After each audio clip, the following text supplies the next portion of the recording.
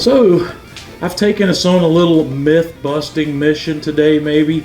There's a lot of argument and debate about what happens when you have charcoal that's too small supposedly to do anything with. There's a lot of commentary on it won't burn properly, it won't burn long, it won't burn hot. And I wanted to take each of those ideas and test it. So the first thing I did was a low and slow test using the Smobot, which does not use a fan, and set it up to run the grill at 225. And I stopped that test after 17 hours. There was still coal burning. It was still burning at 225, and I estimate it probably would have gone at least 3 or 4 more hours with no problems. So I was discussing that with a few friends, and they said, well, you're going to have to do it without the Smobot. The Smobot's what enabled that to work. So I ran the second test using no electronics, just using the vents on the grill.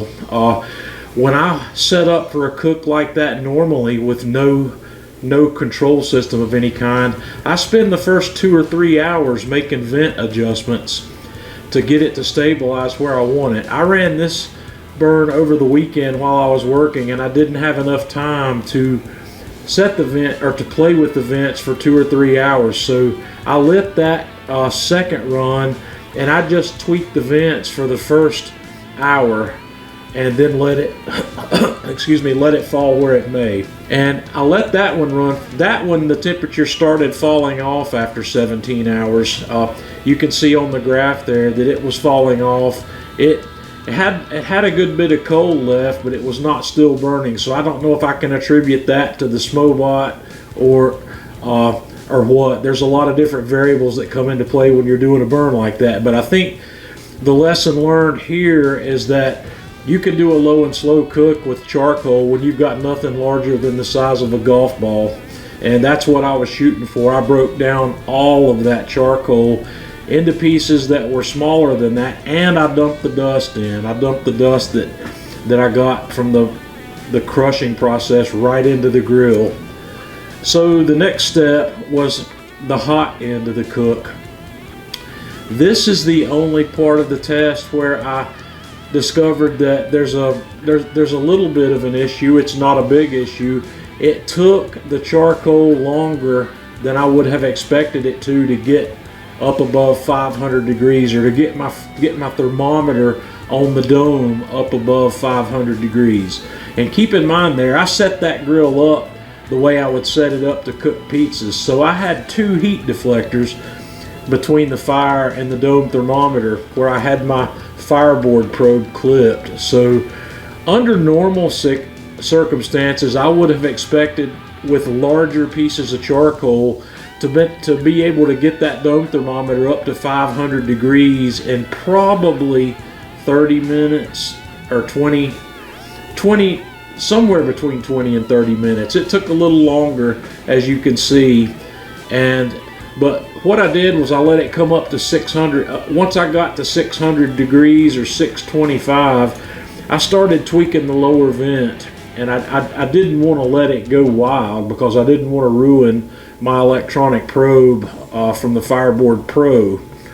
But it ended up peaking at about 725, and once I noticed I was up that hot, I just put the top vent back on. I had the top vent completely off and the bottom vent completely open in order to bring that thing up to the temp the way we did. So, but I didn't have any problems.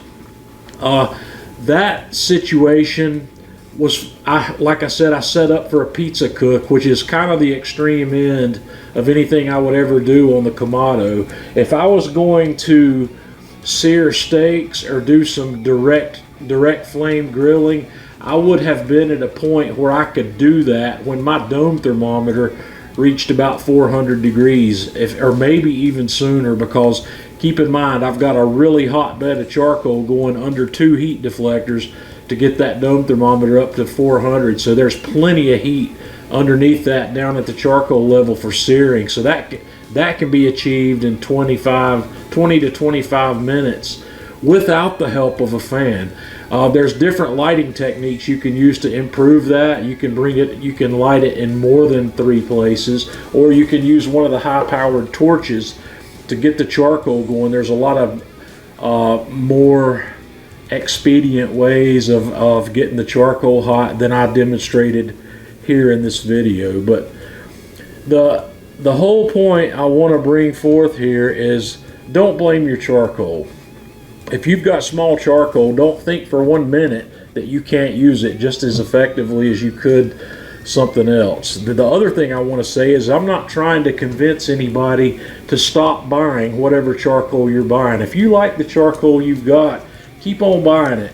But when you get a bag of it, you're going to eventually, no matter what brand of charcoal you buy, because I've had it happen with some of every brand I've ever bought that I've used more than 2 or 3 bags of, you're going to come across that bag every now and then that doesn't have a whole bunch of football-sized pieces of barbecue or football-sized pieces of lump charcoal in it. It's going to be small sometimes, but like I've just shown you here, put on your big boy pants, put it in the grill, and cook. So let me know what you think. Have I missed something? Have I missed some element of testing this cruddy charcoal that would cause it to fail? Let me know. Until next time, this is John Setzler with Man Cave Meals.